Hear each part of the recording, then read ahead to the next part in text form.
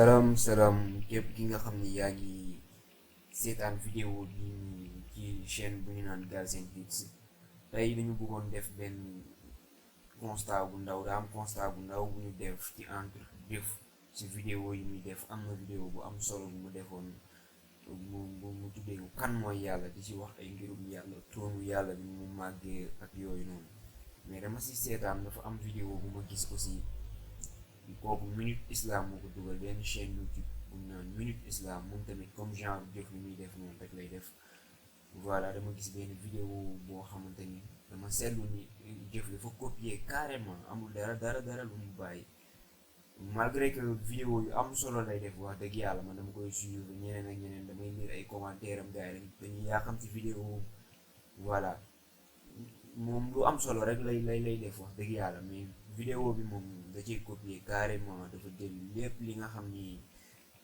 moom la kee daal di def mu ñëw jël ko différence bi mooy kee français lay wax moom wolof lay wax loolu mooy différence mais à part loolu noonu ba ci wax yi mun naa ne sax dafa jël vidéo bi traduire ko quoi malgré que loolu dara nekku si sax mais munoon na wax source bi fi mu jóge quoi parce que tey jii bu doon ci même langue la kee bu ko déposé droit d'auteur tamit dañ leen ñu supprimer vidéo bi YouTube genre yooyu noonu quoi voilà juste dañ leen ni won preuve yi rek ngeen xool mais à part loolu moom jëf li muy def rafetlu nañ ko loolu sax loolu dañuy ñëw xool ci vidéo bi Inch'Allah. Qui est Allah? Il est le seul parmi toute l'existence à n'avoir ni partenaire, ni enfant, ni autorité au-dessus de lui, subhanahu wa ta'ala. bi nga juddoo ba ni nga toll nii est-ce que mës nga posé wu question bii kan mooy yàlla ak fan la nekk yàlla mooy ki nga xamante ne ci lépp lu am moom rek moo ci ki nga xamante ne amul partenaire amul doom amul waajur amul kilifa bu ko sut moom mu màgg mi. Rien ne lui ressemble, rien ne lui est comparable. Qui est le seul vrai roi? C'est lui. amul dara lu nduroog moom amul dara luñ ko mën a tëkkalee.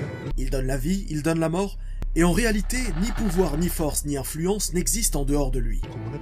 moom kese mooy buur moom mooy kiy joxe dund nekk tamit kiy rayee amul benn pouvoir kàttan wala influence bi nga xamante ne am na te nekkul ci moom. Il est celui qui a créé toute la complexité de l'existence, le visible et l'invisible, le monde et tout ce qu'il renferme.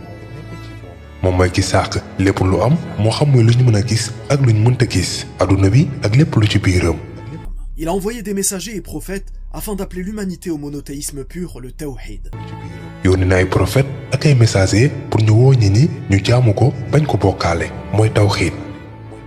te amul benn askan bi nga xamante ne jaar na ci àdduna te jotul yóbbantem bi mu jaarale ci yonent yi lépp ngir ñi jaamu ko bañ ko bokkaale.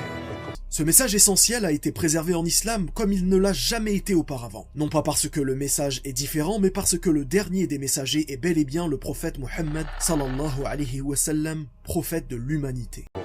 yóbbante boobu lañuy préserver ci islam comme nuñ ko mës a defee te du caagi ni yóbbante boobu dafa différent waaye dafa fekk ni yonent bu mujj bi nekk Muhammad sallallahu alayhi wa sallam, le prophète de l'humanité. La plupart des gens se posent une question simple. Pourquoi suis-je sur Terre? Dans quel but? Qui de mieux pourrait répondre à cette question que celui qui t'a créé? Qui de mieux que lui pourrait répondre à quel est le but de ta vie?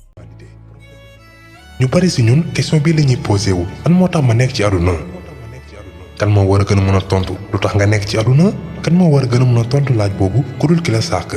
La réponse est extrêmement simple. Lui vouer un culte exclusif sans jamais lui donner d'associé. te ki la sàkk wax na ci yóbbante mbii di alxuraan sàkku ma nit ak jinne lu dul ñu jaamu ma kon li la fi tax a ñëw lenn la mooy jaamu yàlla bañ ko bokkaalee. En réalité, nous savons tous que cette vie est un test du Créateur. C'est pour ceci que nous sommes nés et c'est pour ceci que nous mourrons. Dans la vie après la mort, sachez que personne ne mourra une deuxième fois. Bonne ou mauvaise personne, notre vie dans l'au-delà dépendra des actions que nous aurons fait pendant ce test qu'est la vie présente.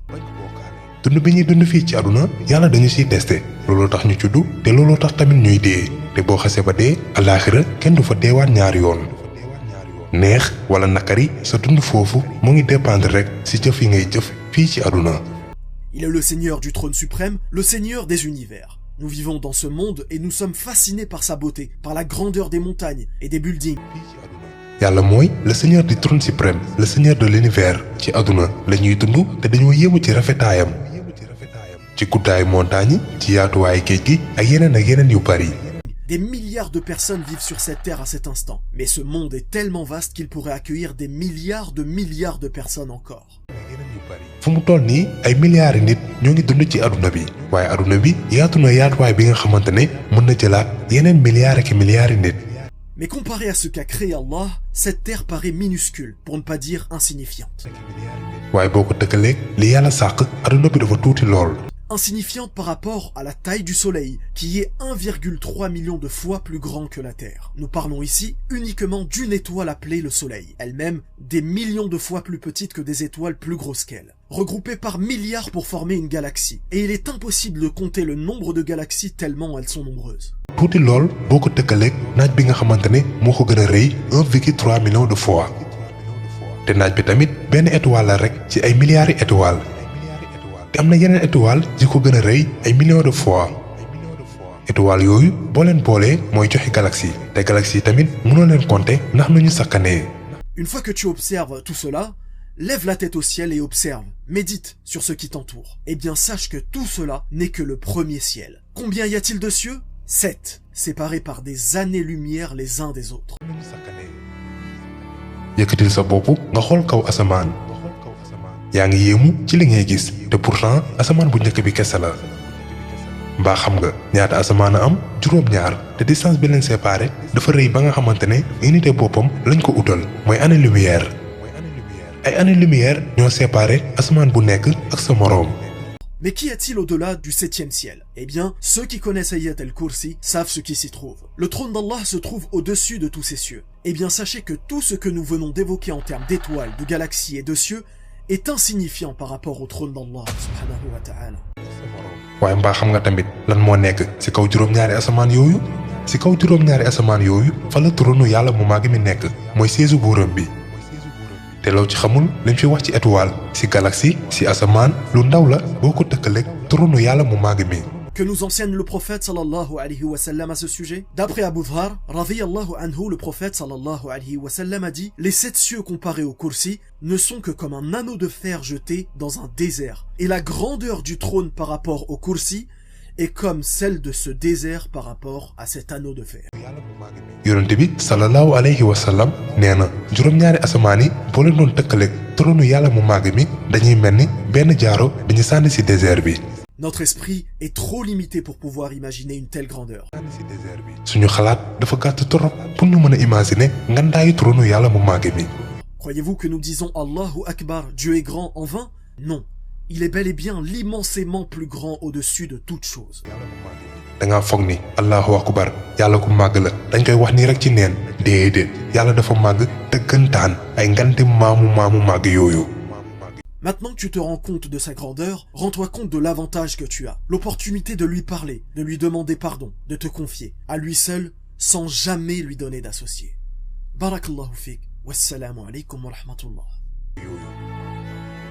léegi nag comme que xam nga ni yàlla màggee xamal tamit avantage bi nga am mooy que ni mën nga wax ak moom ñaan ko mu bàlla jébbalu ci moom di ko jaamu moom te moom kese bañ ko bokkaale ak dara. bu ko defee dina la aar yëkkati la sargal la jox la tawféex fii ci àdduna ak alaaxira ndax dina la bégal dugal la àjjana bi nga xamante ne neexaayam nit mënu ko imaginer kon nag yàlla na nekk ci suñu xol bii dëkk fa te du fa mës a jóge wasalaam.